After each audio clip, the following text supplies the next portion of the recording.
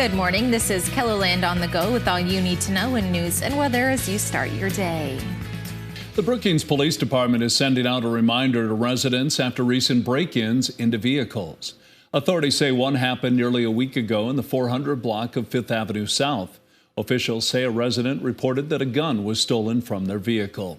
Then on Tuesday, a resident in the 300 block of 7th Avenue South reported that a gun was also stolen from their vehicle. Brookings police say you should remove guns and valuables from vehicles, roll up the windows, and lock all doors. Officials say also to not leave valuables in plain sight.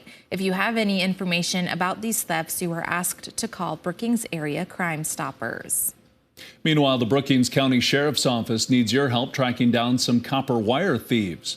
Authorities say someone got away with 600 feet of large gauge copper wire worth around $6,000. It happened last week just east of Brookings. If you have information on the crime, you can call the Sheriff's Office or contact Crime Stoppers. You can also contact them online. We've posted a link right here on KELOLAND.com.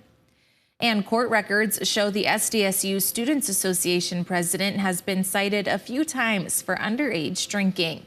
On April 16th, Nicholas Grote was arrested for underage possession of alcohol and possession of a fake ID.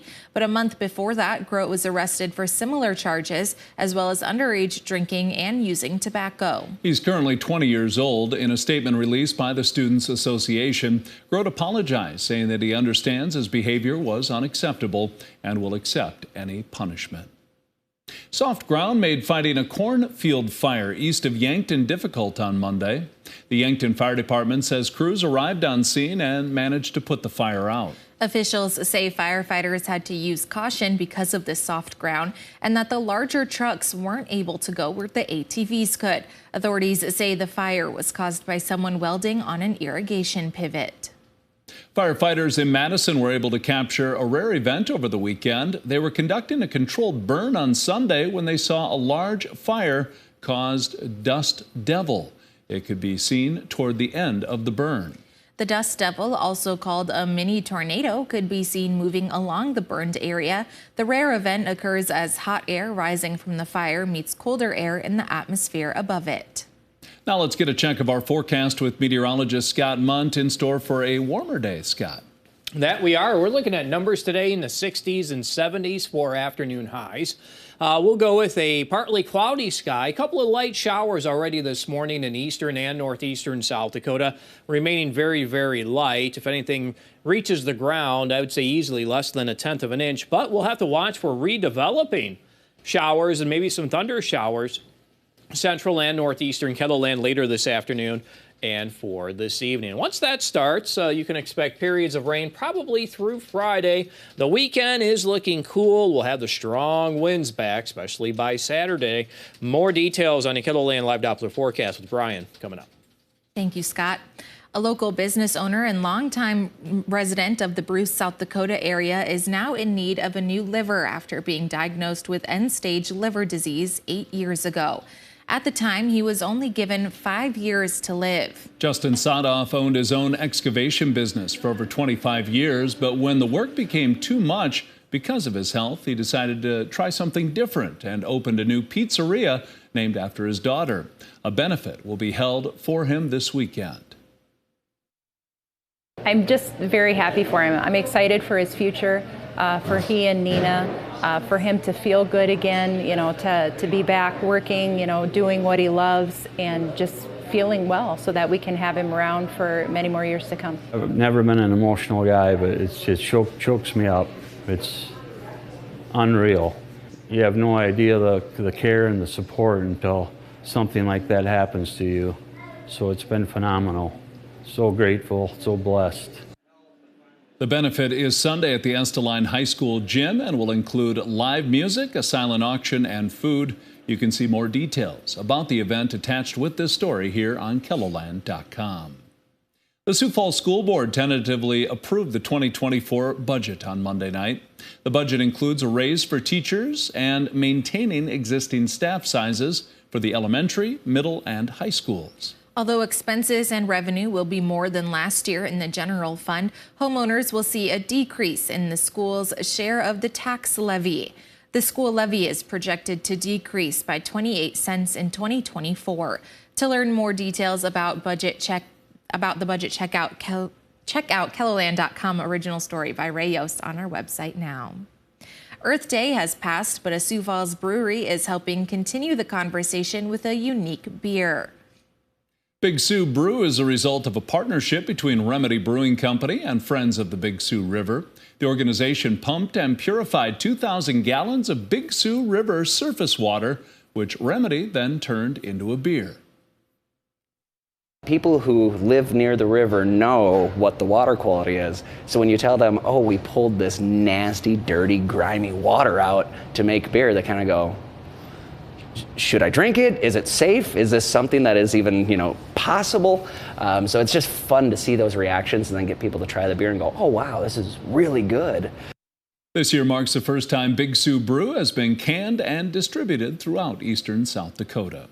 That's a look at some of our top stories. Now let's get one last look at your weather with meteorologist Brian Karstens. Brian? All right, our weather today, well, into the 60s. We're really excited about that. It looks like a nice weather day for us.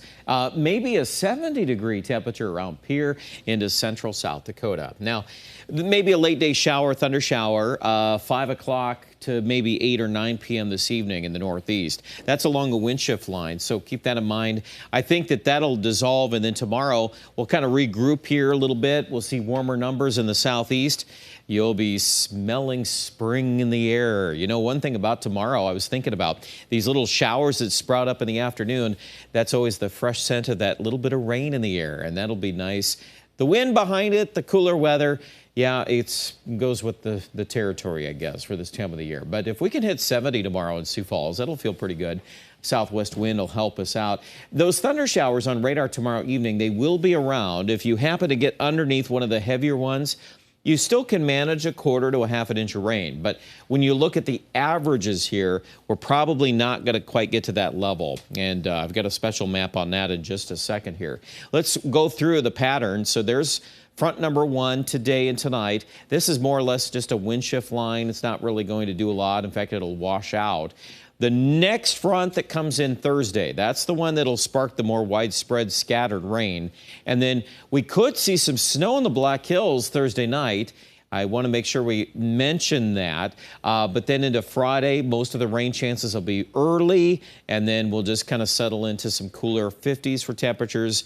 The wind could be an issue on Saturday. We're kind of watching that. 40-mile-an-hour winds are possible. And then into Sunday, it might even cool down a little bit more in the low 50s in Sioux Falls. So those are things we'll kind of contend with here as we end the month of April and get into early May, and hopefully some warmer weather around the corner. A quick peek at that rainfall forecast or precipitation outlook. You get a couple spots, the Black Hills, number 1, and then we also have parts of western Minnesota a little more favorable for rain, but all of this is disconnected from the Gulf of Mexico, so we're not looking at deep, widespread rainfall on these numbers. 60s today out there, 62 Brookings, 63 this afternoon in Watertown. The 7-day forecast, mid-50s Friday. We cool down. We'll probably still be in the 50s on Saturday as the wind cranks up. And then I'm more inclined to warming numbers toward the end of the 7-day forecast. I think we'll get back on track and some nice weather there. Pierre, Aberdeen, folks too, we're looking at rain shower chances tonight. Another round tomorrow or tomorrow night in Aberdeen. And then, of course, everybody's cooler for the weekend. Pierre's in that same category. We're in the low 70s today, 67 tomorrow, 54 on Friday, and that wind will be blustery Thursday night. Don't forget some snow in the air into the Black Hills Friday morning, but then we recover, don't we? Saturday's high 62 in Rapid City. Check out the complete details online at KELOLAND.com.